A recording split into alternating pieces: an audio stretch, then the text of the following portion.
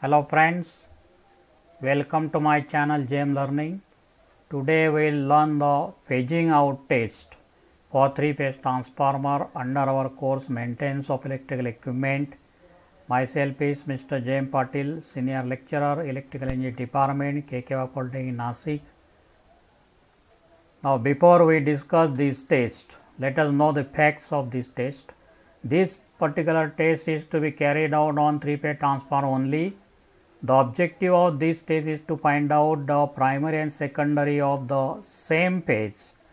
And the third fact for this test is that we required a low voltage DC supply, and for indication of induced EMF either will require the galvanometer or an ammeter. Now we will see how the circuit or connection diagram is required for this test. By observing this circuit diagram, we see here a 3-phase transformer with its 3 primary winding on left side we have shown and 3 secondary winding we have shown on right side. We have shown a low voltage DC supply. It is being connected to the one of the primary of one phase through a key.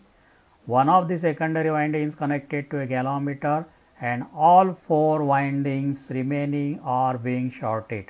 This short circuiting is necessary because these windings are having a large inductance, and during the on and off of this highly inductive magnetic circuit, there is possibility of induction of high voltage induced EMF across the windings. To avoid this, all other winding we have to keep the short circuit in conditions. Now for this given circuit or connection diagrams, the key is the main element that will give the purpose to know which of the secondary winding correspond to the given primary winding which is connected to low voltage DC supply.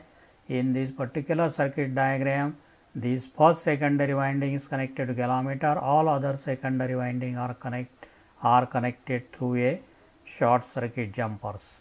Now once we apply the supply and once we press this key and immediately remove it, this momentary on and off of the supply on this primary winding will produce a rate of change of flux linkage with the secondary winding which correspond to it. Now our aim is to find out of these 3 secondary which is the secondary winding that correspond to this primary phase winding.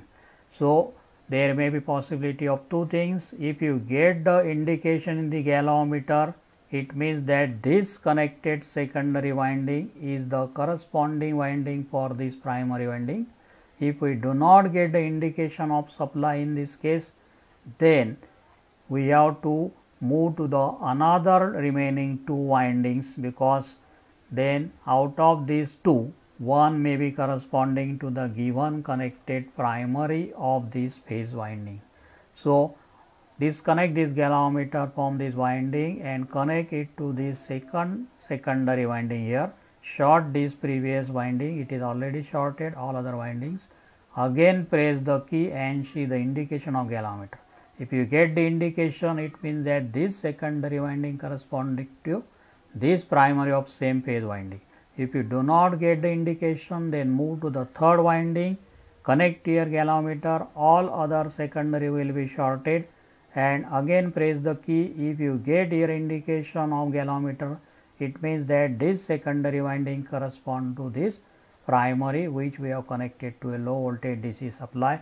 In this way, we can find out the secondary winding which correspond to the primary of the same phase. Same procedure will be repeated for second primary winding, and of course finally we will get automatically the third phase secondary corresponding winding. Now let us see what are the questions that are being asked in the previous examination on this particular topic.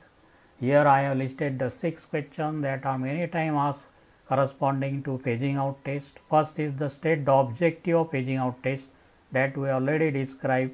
The objective of phasing out test is to determine the primary and secondary of the phase.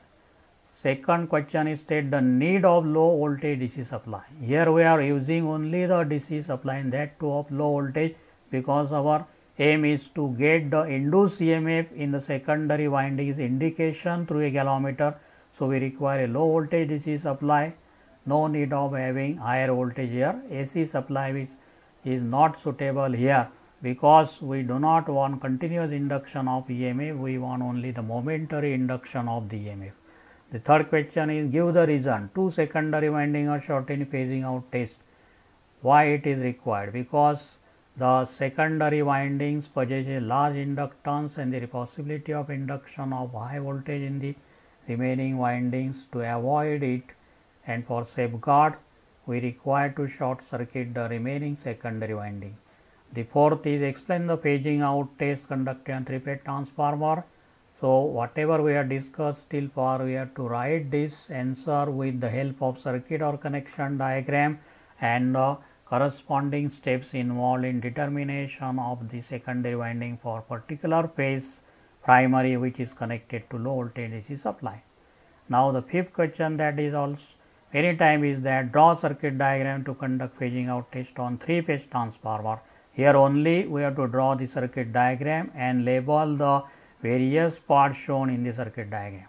The 6th number question that is also asked sometime examination, describe the objective of phasing out test to be conducted on three-phase transformer.